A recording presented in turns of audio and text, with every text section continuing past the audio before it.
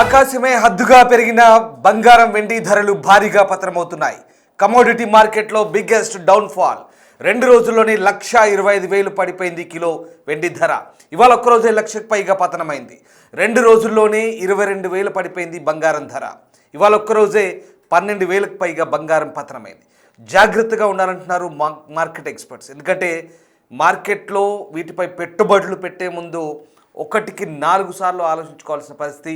2 రోజుల్లోనే బంగారం ధర 20,000 వరకు పడిపోయింది. ఇవాళ 24 క్యారెట్ల 10 గ్రాముల బంగారం ధర 1,57,840 రూపాయలు. మొన్న 1,78,850 రూపాయలు. నిన్న 1,69,200 రూపాయలు. ఇలా 2 రోజుల్లో ఒక్కసారి కంపారిజన్ చేసుకోండి.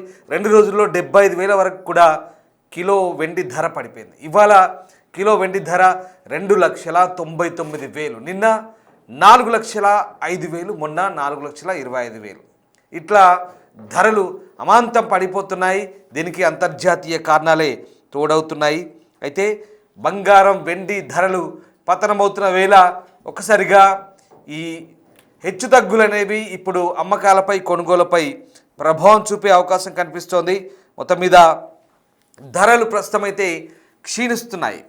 ఇక ఇటీవలి కాలంలో రాకెట్ వేగంతో పెరుగుతూ వచ్చిన ఈ బంగారం వెండి ధరల్లో శుక్రవారం అయితే భారీ కుదుపు ఏర్పడింది. నిన్న అంతర్జాతీయ విపణిలో ఔన్స్ బంగారం అంటే 31 గ్రాముల ధర ఒక రోజులో $594, అంటే దాదాపుగా 11% క్షీణించి $4,732. అలాగే వెండి ధర $36, అంటే దాదాపుగా 32% పతనమై $78 పరిమితమైంది. ఏకంగా రాత్రి 11:55 కంటే ఒక 5 నిమిషాల ముందే నిన్న మార్కెట్ క్లోజ్ అయింది రాత్రి. సో అప్పుడు హైదరాబాద్ బులియన్ మార్కెట్లో 10 గ్రాముల మేలిమి బంగారం అంటే 24 క్యారెట్స్ ధర 21,860 రూపాయలు పైగా తగ్గి 1,57,840కి చేరింది. కిలో వెండి ధర దాదాపు ₹1,00,000 తగ్గింది. 2,99,000 దగ్గర స్థిరపడిన పరిస్థితి. గురువారం రాత్రి ఈ ముగింపు ధరలు బంగారం అయితేనేమో 1,79,700 ఉండే, అలాగే వెండి 3,99,600 ఉండే. అది శుక్రవారం రాత్రికి ఎంత పడిపోయిందో మనం చూడొచ్చు. మొత్తం మీద ఇదంతా కూడా ఎంసీఎక్స్ మార్కెట్ అంటారు. దాంట్లో జరిగేటువంటి commodity exchange, multi commodity exchange అంటారు ఎంసీఎక్స్. దీంట్లో ట్రేడింగ్ జరుగుతుంది. సో దాంట్లో ఈ ఎంసీఎక్స్లో 10 గ్రాముల బంగారం ఏప్రిల్ కాంట్రాక్ట్ దగ్గర దాదాపు 1,80,499 వద్ద ప్రారంభమై 1,83,493 వద్ద గరిష్ట స్థాయిని తాకిన తదుపరి 1,50,849 వద్ద కనిష్ట స్థాయిని తాకి అక్కడే ముగిసింది. అంటే 18% క్షీణించింది. ఇక కిలో వెండి కూడా మార్చి కాంట్రాక్టు ధర 3,83,898 దగ్గర ప్రారంభమై 3,89,986 వద్ద గరిష్ట స్థాయికి చేరింది. తదుపరి 2,91,922 వద్ద కనిష్టాన్ని నమోదు చేసి అక్కడే ముగిసింది. ఈ కాంట్రాక్ట్ కూడా 27% నష్టపోయింది దాదాపుగా. సో ఇవన్నీ కూడా కమోడిటీస్ సంబంధించినటువంటి పర్సంటేజ్ లెక్కలు. బహుశా మీకు ఇవి కొంత కన్ఫ్యూజన్ కావచ్చు. ఎందుకంటే చాలామందికి సామాన్యులకి లెక్కలు ఈ పర్సంటేజ్ తెలియకపోవచ్చు. కానీ రఫ్గా చెప్పాలంటే ధరలు అమాంతం తగ్గొస్తున్నాయి. వాస్తవానికి కిలో వెండి 1,00,000 పైగా తగ్గింది, బంగారం 20,000 పైగా తగ్గింది. ఇది రఫ్గా చెప్పాల్సిన లెక్క. సో ఇది పరిస్థితి. ఇక్కడ ఏమవుతుంది, ప్రాఫిట్ బుకింగ్ చేసుకుంటున్నారు, అంటే లాభాల స్వీకరణ చేస్తున్నారు. కమోడిటీస్ ట్రేడింగ్లో పసిడి వెండి ధరలో ఒక్కరోజు పతనం గత 15 ఏళ్ళలో ఎప్పుడు ఇంతలా లేదు విశ్లేషకులు అంటున్నారు. వెండి ధర 27% ఒక్క రోజులో క్షీణించింది. 2011 తర్వాత ఇప్పుడే బంగారం ధర 15% తగ్గింది. ఊహించని గరిష్ట స్థాయిలకు చేరినటువంటి లోహాలు మదుపర్లు లాభాల స్వీకరణకు దిగడం ప్రధాన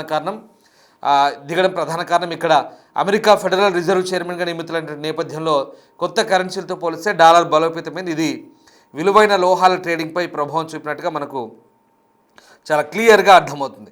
సో మొత్తం మీద వెండి ధరలు ఇంకా 50% క్రాష్ గ్యారంటీ అంటూ జేపీ మోర్గాన్ ఎక్స్పర్ట్స్ కూడా చెప్పబోతున్నారు.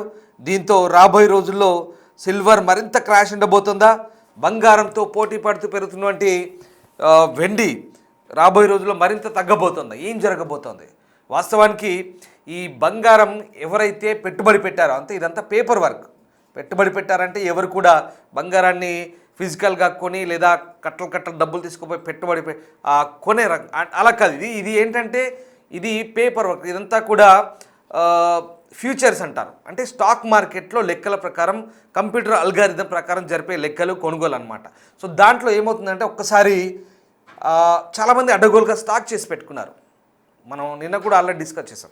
స్టాక్ చేసి పెట్టుకున్నప్పుడు ఏమవుతుంది, ఈ ఇన్వెస్టర్స్ అంటే మదుపుదారులు ఎవరైతే ఉన్నారో వాళ్ళంతా కూడా ఒక్కసారిగా అక్కడ డాలర్ రేటు పెరుగుతోంది. అమెరికా ఫెడరల్ బ్యాంక్ అంటారు, అక్కడి సెంట్రల్ బ్యాంక్ అది. అక్కడి బ్యాంకుకు కొత్త చీఫ్ నియమించారు, కొత్త అధిపతి నియమించారు. దీంతో ఏమవుతుంది, అక్కడ డాలర్ బలపడ్డప్పుడు సెంటిమెంట్ అక్కడ డాలర్ మీద మళ్ళినప్పుడు ఈ లోహాలు ఏవైతే ఉన్నాయో బంగారం వెండి తగ్గుముఖం పట్టాయి. దీని ఇప్పటికే చాలామంది అడ్డగోలుగా కొన్నారు కాబట్టి ఇంకా ఎక్కువ అయితే బాగుంటుంది చెప్పి దీన్ని లాభాల స్వీకరణ అంటే కొన్నదాన్ని స్టాక్స్ ఏవైతే ఉన్నాయో వాటిని అమ్మి దాన్ని లాభం చేసుకుంటున్నారు. సో లాభాల స్వీకరణ, ప్రాఫిట్ బుకింగ్ అంటారు. చేసుకున్నప్పుడు ఏమవుతుంది, ఆటోమేటిక్గా కొనుగోలు తగ్గినప్పుడు ఏమవుతుంది, ఈ లాభాలు స్వీకరించినప్పుడు అమ్మకాలు పెరిగి కొనుగోలు తగ్గినప్పుడు ఆటోమేటిక్గా ధర పడిపోతుంది. సో అది జరుగుతుంది. ఆ రకంగా నిన్న నైట్ వరకు కూడా ఎంసీఎక్స్ ఏదైతే మార్కెట్ ఉంటుందో ఈ ట్రేడింగ్ మార్కెట్లో ఇదంతా కూడా నిన్న నైట్ వరకు కూడా బంగారం దాదాపుగా 20,000 పైగా పడిపోయింది. వెండి దాదాపుగా 1,00,000 పైగా పడిపోయిన పరిస్థితి. ఇంకా ఇవాళ మార్కెట్ నైట్ ఎలా ఉంటుందో చెప్పలేం. ఇదంతా కూడా మీరు గమనించండి. ఈ వార్త చెప్పే సమయానికి అంటే ఇవాళ రాత్రికి ఎప్పటికప్పుడు ఈ బంగారం వెండి ధరలు హెచ్చుతగ్గులు ఉంటాయి, మారుతూ ఉంటాయి. ప్రతి గంటకు ఆ రేట్లు అనేవి హెచ్చుతగ్గులు ఉంటాయి. ఖచ్చితంగా అంటే మీరు ఎప్పటికప్పుడు సరిచూసుకోవాల్సింది ఈ రేట్లకు సంబంధించి. సో రేపు 2 రోజుల తర్వాత మళ్ళీ పెరగొచ్చు, తగ్గొచ్చు. అంతర్జాతీయ మార్కెట్ల ప్రభావం ఎలా ఉంటుందో చెప్పలేం.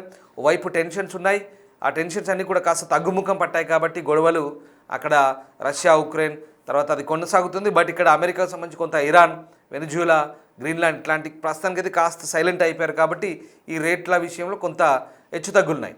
ఇది పరిస్థితి. అసలు ఎలా ఉండబోతుంది మార్కెట్లో నిపుణులు ఏం చెప్తున్నారు, మొత్తం మీద ఈ హెచ్చుతగ్గుల కారణాలు ఏంటి, అంతర్జాతీయంగా ఎలాంటి పరిణామాలు ఉన్నాయి, అవి మన మార్కెట్పై ఎలాంటి ప్రభావం చూపుతున్నాయి. నిజంగా ఇప్పుడు నేను చెప్పే అంశాలన్నీ కూడా సామాన్య ప్రేక్షకుడు ఎవరైనా చూస్తే కనుక కొంచెం కన్ఫ్యూజ్ కావచ్చు. లెక్కలేంటి, ట్రేడింగ్ ఏంటి, మార్కెట్ ఏంటి, ఇదంతా అంతర్జాతీయ మార్కెట్లు ఏంటి అనిపించచ్చు. దానికి ఆ సందేహాలకు నిపుణులు మీకు సమాధానాలు చెప్పే ప్రయత్నం చేస్తారు. మన హైదరాబాద్ మార్కెట్లో ఎట్లా ఉంది, బులియన్ మార్కెట్లో రఫ్గా లెక్కెంత, తులం బంగారం ఎట్లా ఉంది, కిలో వెండి ఎంత ఉంది, మొత్తం లెక్కలు ప్రస్తుతం నిపుణులు మీకు చెప్పే ప్రయత్నం చేస్తారు. పూర్తి సమాచారాన్ని మా ప్రతినిధి అంజుమా మార్కెట్ ఎక్స్పర్ట్స్తో అందిస్తారు. బంగారం వెండి ధరల్లో భారీగా హెచ్చుతగ్గులను చూస్తున్నాము. అయితే మార్కెట్ ఏ విధంగా ఉండబోతోంది, ఇంకా బంగారం వెండి ధరలు పెరిగే అవకాశం ఉందా, లేదంటే ఇప్పుడు తగ్గుతున్నట్లుగా తగ్గుముఖం పట్టే అవకాశాలే ఎక్కువగా కనిపిస్తున్నాయా అనేది కూడా తెలుసుకుందాము. మనతో పాటు గోల్డ్ అనలిస్ట్ నమశివాయ గారు ఉన్నారు. ఒకసారి ఆయనతో మాట్లాడదాము. నమస్తే సార్. సార్, నిన్న ఎవరు ఊహించని విధంగా వెండి కిలోకి 4 లక్షల వరకు వెళ్ళి మళ్ళీ అమాంతం ఒక్కసారిగా దిగిపోయింది. అదేవిధంగా బంగారం కూడా అదే విధంగా ఉంది. ఎందుకు అంటారు? అంటే అది పెరగాల్సిన దానికన్నా చాలా స్టీప్గా పెరిగింది కదా, పారాబోలిక్ మూమెంట్ వచ్చింది. కాబట్టి నిన్న చెప్తూనే ఉన్నాను నేను కూడా, ఇది పొంగు లాంటిదండి, జాగ్రత్తగా ఉండాలి. పాల పొంగు ఎలా అయితే అదేదో రియల్గా స్ట్రెంత్లు పెరగదు, అది ఓన్లీ పొంగు వస్తుంది, అది టెంపరీ, మళ్ళీ పడిపోతుంది. సో ఇలాంటి పొంగులాగా కనబడుతుంది, జాగ్రత్తగా ఉండాలి. పడిపోయే ఛాన్స్ ఉంది, పడిపోయే ప్రమాదం ఉంది. ఒకటే రోజులో 50,000 సిల్వర్ కరెక్ట్ అయినా అవ్వచ్చు, ఎప్పుడవుతుంది ఎవరు చెప్పలేం, కానీ బట్ సూన్ జరుగుతుందని చెప్పడం జరిగింది. సో నిన్న మధ్యాహ్నం మాట్లాడాను, ఈవినింగ్ కల్లా ఇది జరగడం చూసాము. సో ఇక్కడ నుండి కూడా అంటే ఇట్లాంటి టైప్ ఆఫ్ మూమెంట్స్ వచ్చినప్పుడు జనరల్గా కరెక్ట్ అయిన ఒక రోజులోనే రివర్స్ అవ్వదు. జనరల్గా ఐఎమ్ టాకింగ్ అబౌట్ 80% ఛాన్స్ ఏంటంటే రివర్స్ అవ్వదు, అంటే మళ్ళీ అప్ సైడ్ పోదు, కొంత కన్సాలిడేట్ అవ్వాలి. కాబట్టి మేబీ రానున్న కాలంలో నేను అనుకోవడం ఒక 8 to 10% గోల్డ్ కరెక్ట్ అయ్యే అవకాశం ఉంది. Maybe 1,50,000 to 1,55,000 band pure gold నేను మాట్లాడేది రేటు. ఆ లెవెల్ వస్తే బహుశా మిస్ అయ్యాము అనుకున్న వాళ్ళు దాదాపు 1,90,000 వరకు పోయింది. సో ఆల్మోస్ట్ 2 lakhs దగ్గరికి పోయి కరెక్ట్ అయింది. కాబట్టి 1,55,000 రేంజ్ వస్తే మిస్ అయిన వాళ్ళు కొనాలనుకుంటే కొంత కొండ మొదలు పట్టేచ్చేమో అని అనిపిస్తుంది నాకు. అక్కడ కూడా సపోర్ట్ దొరుకుతుందా లేదా చూడాలి. ఏం డిపెండ్స్ అండి, ఇప్పుడు గ్లోబల్ న్యూస్ని బట్టి ఉంటుంది. ఎప్పుడైతే ఇంత స్టీప్గా పెరుగుతుందో పారాబోలిక్ మూమెంట్ వచ్చినప్పుడు తప్పకుండా ఇలాంటి కరెక్షన్స్ కూడా రావాలి. సో ఇప్పుడు ఇమీడియట్గా ఇవాళ కొనాలి అంటే answer is no. Better wait. My experiences wait for some more days. So సరే, అయితే 2025లో ఇప్పుడు 26లో కూడా చూస్తే నిజంగానే గోల్డ్ సిల్వర్ బుల్ రన్ అనేది చూస్తున్నాము. అంటే ఎవరు ఊహించని విధంగా బంగారంలో మనకి అధికంగా ధరలు పెరిగాయి, అదేవిధంగా వెండిలో కూడా అదే విధంగా పెరిగాయి. అయితే ఇప్పుడే ఎందుకు ఈ విధంగా ఇంత భారీగా పెరుగుదల అనేది చూసాము అంటారు?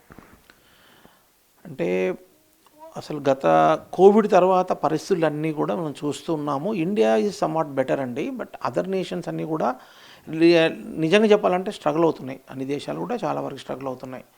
సో తర్వాత దానికి తోడు యుద్ధాలు. సో ఈ యుద్ధాలన్నీ కూడా ఏంటంటే ఎకానమీస్ తీస్తున్నాయి. ఆ కంట్రీస్ ఎకానమీ దెబ్బ పడుతుంది. వాటి మీద ఆ కంట్రీస్ మీద డిపెండ్ అయిన ఎకానమీస్ కూడా ఎఫెక్ట్ అవుతూ ఉన్నాయి. సో గ్లోబల్గా చాలా డిస్టర్బెన్స్ అవుతూ ఉంది. సో అది ఒక పక్క నడుస్తుంటే ఇంకో పక్కన మనకి ట్రంప్ తీసుకునే నిర్ణయాలన్నీ కూడా చాలా ఇబ్బందికరంగా ఉన్నాయి. ఒక పక్క డాలర్ వీక్ ఉంది, హ్యూజ్ డెట్ ఉంది అమెరికాకి. దాన్ని ఎలా సరిదిద్దాలో చూడకుండా నేను యూనిలాటరల్గా నిర్ణయాలు తీసేసుకుంటాను, మీరంతా వినాల్సిందే అని ఒక నియంత పాలన చేసే ప్రయత్నం చేస్తున్నారు. ఆ దేశం ఉంటే ఆ దేశం వరకు నడుస్తుంది, కానీ మిగతా అన్ని దేశాల మీద మరి నియంతలాగా ప్రవర్తిస్తే అయ్యే పని కాదు. సో దానివల్ల ఏంటంటే డాలర్ రిజర్వ్స్ పెట్టుకున్న వాళ్ళందరికీ లోపల భయం మొదలైంది.